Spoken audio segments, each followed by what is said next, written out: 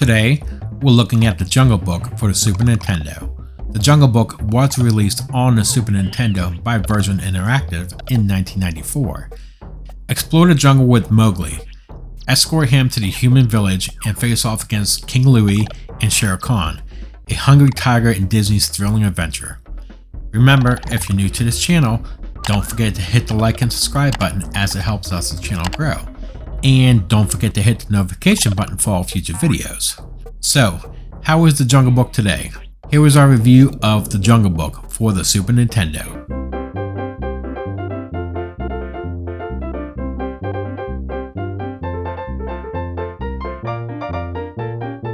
The game's plot closely resembles the movies. The player controls Mowgli, a small child raised by wolves. A tiger named Shere Khan is now pursuing Mowgli, forcing him to flee his jungle home and return to the human village. Along the way, Mowgli encounters Shere Khan, Baloo, King Louie. There are some cutscenes to explain the story, and they are done pretty good.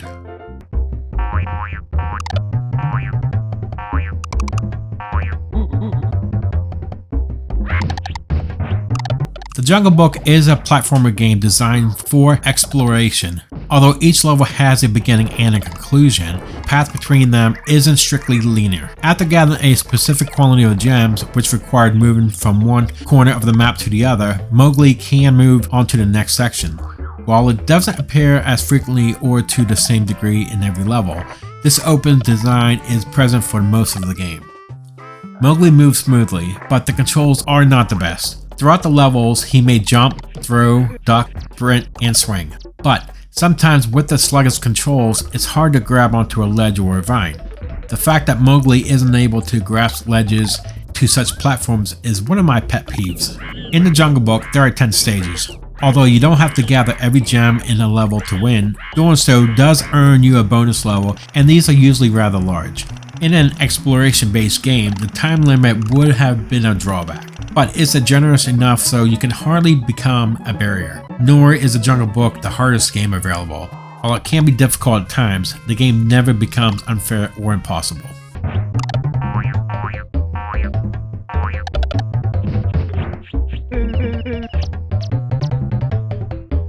The Jungle Book looks good. Mowgli and his friends and enemies are highly detailed. It's fun to watch him leap, swing, and race through the stages with ease. This also holds true for seeing a monkey have a fit, an owl swing his wing around before hurling something, or Mowgli dance or balance a banana on his nose when he's left alone. There are many beautiful small animations throughout the game.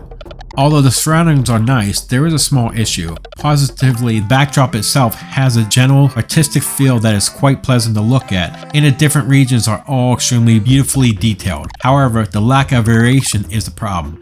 7 of the 10 levels are set in a jungle. Indeed, there are 2 of them perched on top of a very large tree. It's also true that the general coloring changes depending on the time of day. However, this doesn't change the fact that 3/4 of the game is set in an area with trees and greenery, which eventually makes the Jungle Book seem a little cheesy.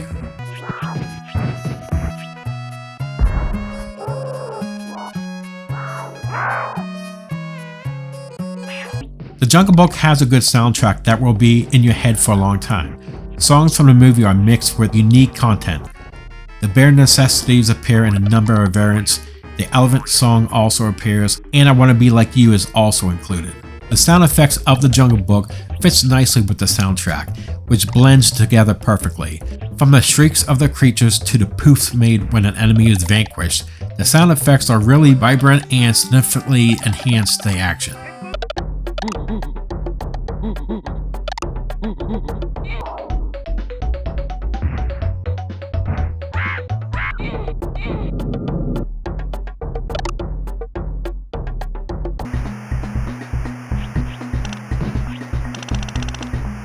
So, is the Jungle Book any good today? The Jungle Book made me think of games like Cool Spot, The Lion King, and Aladdin, which isn't shocking given its history. It's a platformer just like those games, with a great presentation and fun exploration-based gameplay. There is no doubt that the Jungle Book can stand tall among this group. The game runs good and is extremely well executed. Mowgli is just a lot of fun. There are a few problems though. Jumping on enemies can occasionally be hit or miss, which is a shame given how sluggish the controls can be. Overall, I did have a lot of fun with this game and I would still recommend this. The Jungle Book for the Super Nintendo is getting an 8.3 out of 10. What did you think about the Jungle Book for the Super Nintendo? Please leave comments below to share your thoughts. That would do for this episode. Remember to like and subscribe if you like this review. Thank you for watching, and I'll see you here in the next episode. Have a great day.